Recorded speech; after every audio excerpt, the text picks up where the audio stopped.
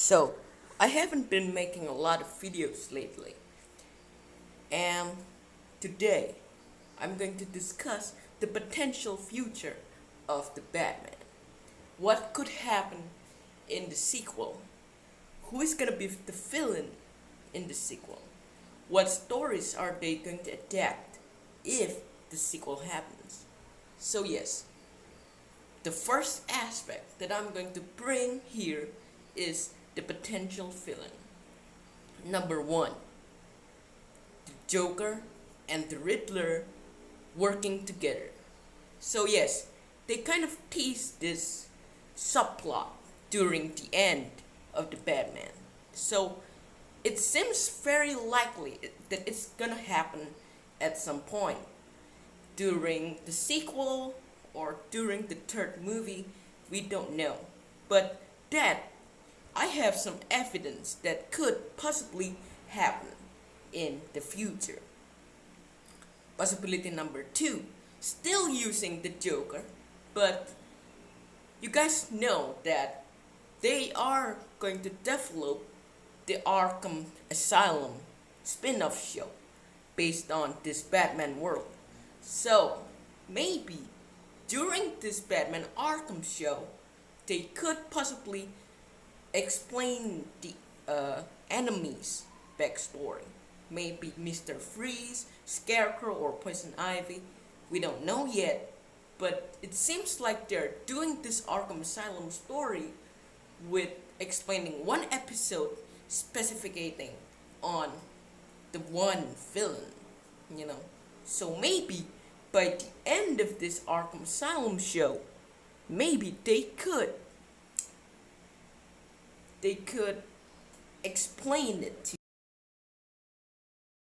you. By the end of this series, they are going to break free.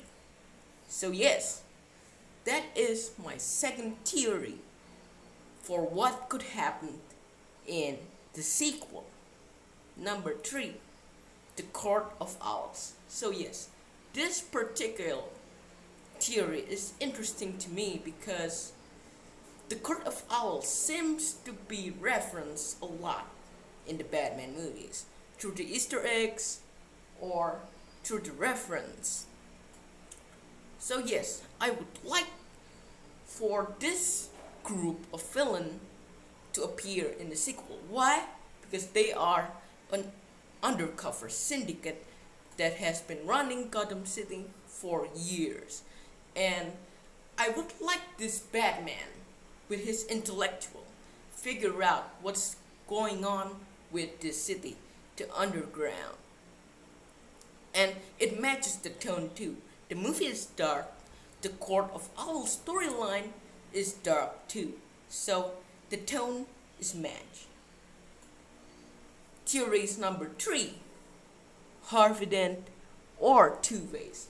Now, you gotta remember, this is spoilery. In the middle point of the movie, Gil Coulson, DTA in Gotham, is dead. So that brings us to a possibility for Harvey Dent to take over and get an election as the district attorney. Now, that also complemented the possibility of the Joker. The Joker plays a big part of Harvey Dent's origin as Two-Face, like the Dark Knight did. So yes, that could possibly happen. Joker turning Harvey Dent from a good guy to a bad guy. Now, theories. The next theory is all of the Gotham City villains break free after the events of the Arkham Asylum storyline. So Batman is gonna defeat them all eventually. But that seems too crowded. You know, maybe they have to do some setups through this spin-off shows. I don't know. The next theory that I'm going to point out is the Mr. Freeze theory. Matt Reeves himself have said that he wanted to do a grounded Mr. Freeze story if he could do it. I actually believe that he could bring this character to a grounded version. Yes, to add some kind of sympathy to this character. Not doing the story but the Arnold Schwarzenegger did, but actually making Mr. Freeze a serious person. You know, that could be interesting. Now, yes, what could happen with the character of Penguin, Colin Farrell's Penguin, in the sequel or the third film? Yes, because now Carmine Falcone is dead, so that means Penguin is gonna take over. And I believe that Penguin is gonna be there for these two movies. You gotta remember, he got his own HBO show explaining the turning point from Falcone to the Penguin.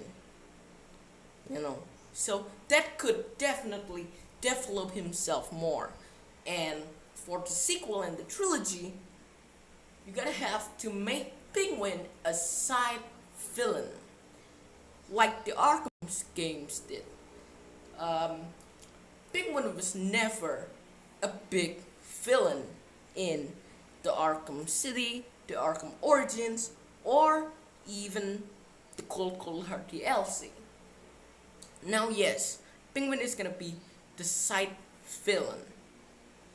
What interests me is, maybe this comes out of nowhere, but they could do a lot with this storyline.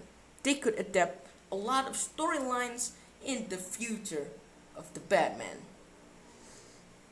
Now, those are my theories. If you have something in mind, please let me know.